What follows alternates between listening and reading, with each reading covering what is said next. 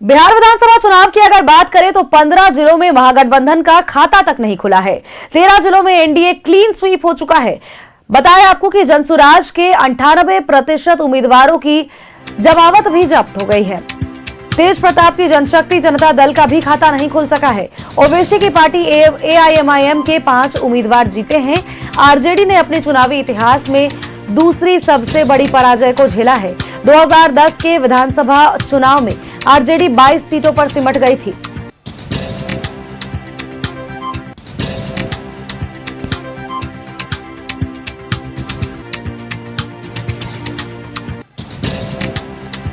पंद्रह जिलों में महागठबंधन का खाता तक नहीं खुल सका है। 13 जिलों में एनडीए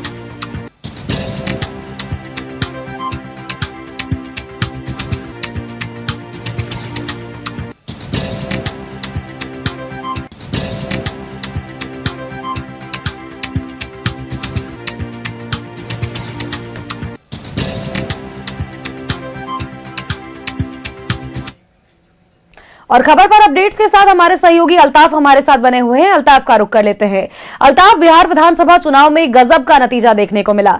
सभी एग्जिट पोल को पीछे छोड़ते हुए इस बार बिहार की जनता ने एनडीए के खाते में, एनडीए के हाथों में 202 सीटें थमा दी है। और ऐसे में अगर हम दूसरी तरफ बात करें इंडिया गठबंधन की, तो इंडिया गठबंधन में कई ऐसे पार्टी रहे जिनका खाता भी नहीं खुल सका। कांग्रेस खुद 5 सीटों पर सिमटती हुई नजर आई, जबकि राजद को इस बार दूसरी बार इस तरह का परिणाम और सबसे बड़ा पराजय झेलना पड़ा। अल्ताफ,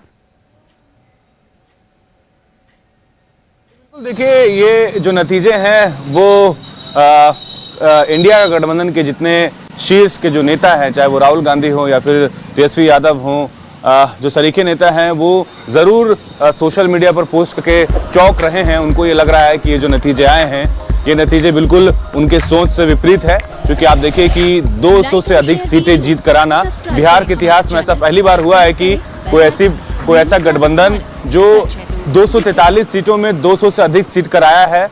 और एक तरह से जो इंडिया गठबंधन है, महागठबंधन की बात करें, विपक्ष की बात करें, जो 38 सीटों पर सिमटता हुआ दिखा, तो ये कहीं ना कहीं एक तरह का सुनामी था जो एनडीए की तरफ से दिखा।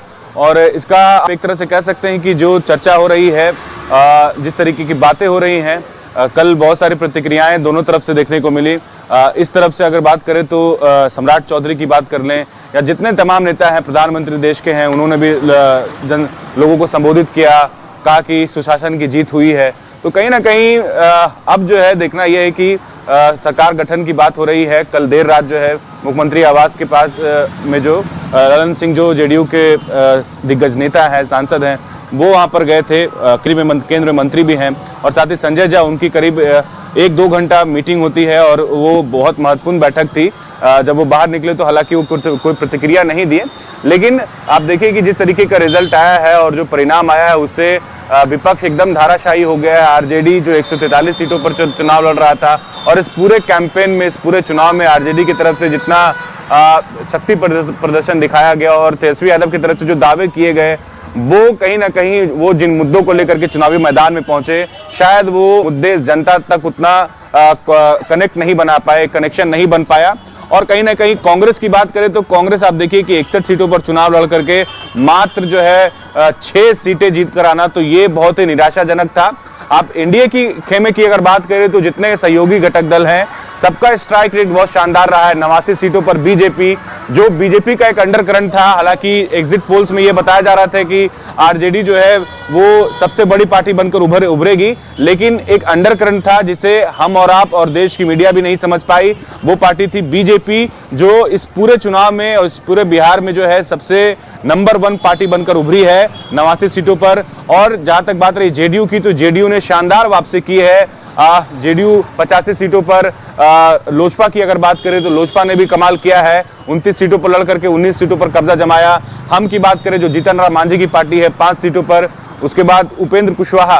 तो कह सकते हैं कि एनडीए गठबंधन में जिस तरीके का एकजुटता दिखी है, वो बहुत ही शानदार, काबिले तारीफ है। और इससे इंडिया गठबंधन को एक सीख लेने की जरूरत है आने वाले समय में, आने वाले 5 साल में, कि गठबंधन का मतलब क्या होता है। गठबंधन का मतलब ये नहीं होता है कि आप सीट शेयर कर रहे हैं, आप इतना सीट ले लिए, मैं इतना ले लिया, और फिर बिना कोई स्ट्रैटेजी के, कोई ठोस स्ट्रैटेजी के आप फील्ड पर आ गए, चुनावी मैदान में आ गए, और जिसका नतीजा, जिसका खामियाजा आप देख सकते हैं कि कांग्रेस ने उठाया है, खास करके आरजेडी ने उठाया है।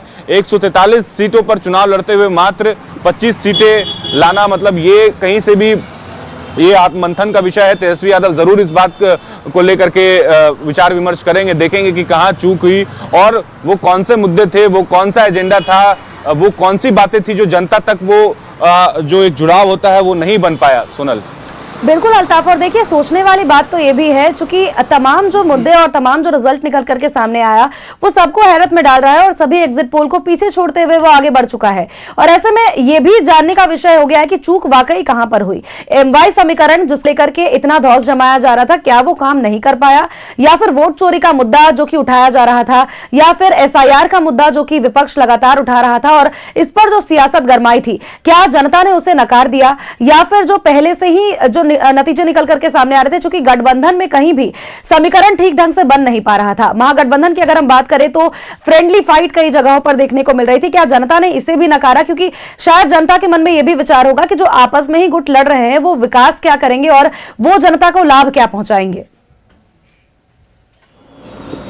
बिल्कुल सुनल, देखिए इसका एक बहुत बड़ा उदाहरण एनडीए गठबंधन है। आप ऐसे समझिए बातों को कि जब एनडीए गठबंधन में जब सीट शेयरिंग को लेकर के जब रस्साकसी चल रहा था, ऐसा नहीं है कि सीट शेयरिंग को लेकर के किसी खेमे में 19-20 ना हो, खींचतान ना हो, ये जरूर होता है। लेकिन जो शीर्ष के नेता होते हैं, जो लीड कर रहे होते हैं, उनकी जिम्मेवारी होती है कि गठबंधन को एक माला में पिरो दे। वो काम किया है अमित शाह ने। अमित शाह ने जिस तरीके से एनडीए गठबंधन में अपना जो स्ट्रैटेजी अपनाया, उन्होंने पहला फोकस किया कि किस तरीके से जो सीट शेयरिंग हुआ है और उस सीट शेयरिंग में जितने उनके सहयोगी घटक दल हैं उनको कैसे इंटैक्ट रखा जाए, उनको कैसे मनाया जाए। तो इसमें अमित शाह से राहुल गांधी को और खास करके तेजस्वी यादव को एक बड़ी सीख लेने की जरूरत है, कांग्रेस के राष्ट्रीय अध्यक्ष को। वही बात रही इनके तरफ से, तो आप देखिए कि ये मतलब कि आप एक तरह से कहें नामांकन तक जो है इस तरह की चर्चा और इस तरह की जो खींचतान की स्थिति बनी रही, नामांकन के आखिरी दिन तक की मन मुटाव हो, चाहे फ्रेंडली फाइट की बात हो रही है। मेरे समझ से तो फ्रेंडली फाइट कुछ होता ही नहीं है। आप या तो आप नेक टू नेक फाइट कीजिए या फिर आप अपने किसी एक पार्टी को समर्थन दे दीजिए। फ्रेंडली फाइट का क्या मतलब है? जनता भी कंफ्यूज है, जहां पर आप फ्रेंडली फाइट लड़ रहे हैं वो भी कंफ्यूज है कि आखिर हो क्या रहा है, चल क्या रहा है। जो एनडीए के जो उम्मीदवार है उनके तरफ से वो तो सारा क्लियरेंस है, बिल्कुल ये है कि माइंडसेट ओके है जो वोटर से मतदाता है। लेकिन आपने वहां पर दो पता नहीं आपकी क्या स्ट्रेटेजी है, किस रणनीति के तहत आपने फ्रेंडली फाइट का, और वो भी एक सीट पर नहीं की, ऐसे सीट है दर्जनों सीट है। और जहां तक सुनल में एक चीज और, इस पूरे कैंपेन में जब मैं भी ये पूरे चुनाव को कवर कर रहा था तो इंडिया गठबंधन खास करके आरजेडी के जो पुरोधा हैं, जो आरजेडी को लीड कर रहे हैं तेजस्वी यादव, उनकी सभाओं में एक चीज की कमी जरूर दिखी और वो कमी थी महिलाओं की। आपने देखा कि आरजेडी में का जहां सभा हो रहा था, खास करके तेजस्वी यादव जहां सभा कर रहे थे, वहां पर ना जाने कितनी भीड़, अप्रत्याशित भीड़ वहां पर देखने को मिल रही थी। लेकिन उस भीड़ में एक चीज की कमी थी और वो कमी थी महिलाओं की। बिल्कुल, और क्योंकि देखिए तेजस्वी यादव ने अपने बयानों में, अपने जितने भी भाषण दिए उसमें ये जरूर कहा था कि महिलाओं को मकर संक्रांति के वक्त 30,000 रुपए उनके खाते में भेजे जाएंगे। लेकिन फिर भी महिलाएं भी नीतीश सरकार पर भरोसा जताती हुई नजर आई और तेजस्वी यादव को नकारती हुई नजर आई, महागठबंधन को नकारती हुई नजर आई। बहरहाल जो भी परिणाम निकल करके सामने आया वो अब सबके सामने है और अब इसी पर आगे विचार विमर्श किया जाएगा। बहुत बहुत शुक्रिया अल्ताफ, तमाम अपडेट्स, तमाम जानकारियां हमारे तक पहुंचाने के लिए।